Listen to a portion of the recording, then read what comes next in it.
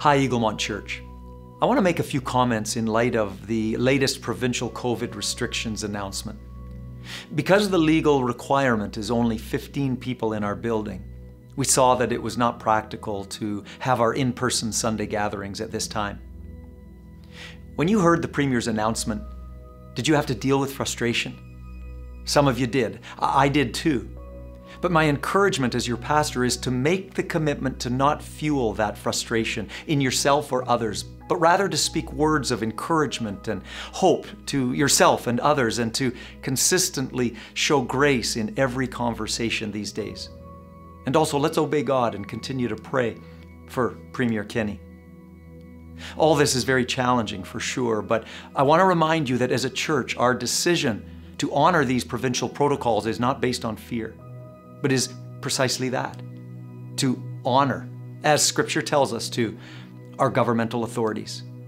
They haven't told us we can't preach the gospel. That would be a different scenario, as I've mentioned to you before.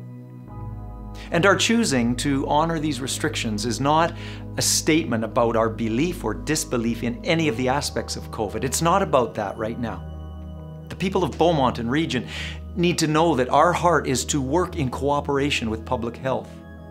If we were even perceived to be doing otherwise, it would be a huge withdrawal from the trust bank, the trust that many in our community have in us as a church, trust that has been cultivated by many good people in the Eaglemont family over many years.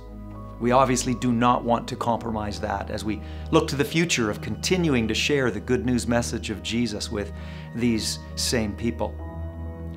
We have always wanted to be sure that people in our city and region who don't personally know the love of God would absolutely know that they are loved by Him and by us. And so our primary motivation for our decision at this time is to communicate that we love and care for our broader community.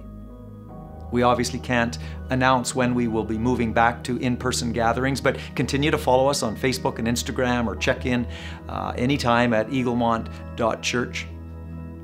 Eaglemont family, I ask you in these challenging times to focus on God's character, to trust in His power, His love and wisdom.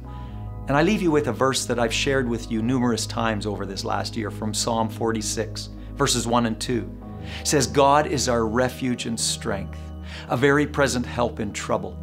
Therefore, we will not fear, even though the earth be removed, and though the mountains be carried into the midst of the sea. Our hope is in God. It always has been and always will be. As Eaglemont pastors, we're praying for you, church family. Keep faithful to God, trust in Him fully, and find ways to love Him well by loving and encouraging others in these challenging days. God bless you.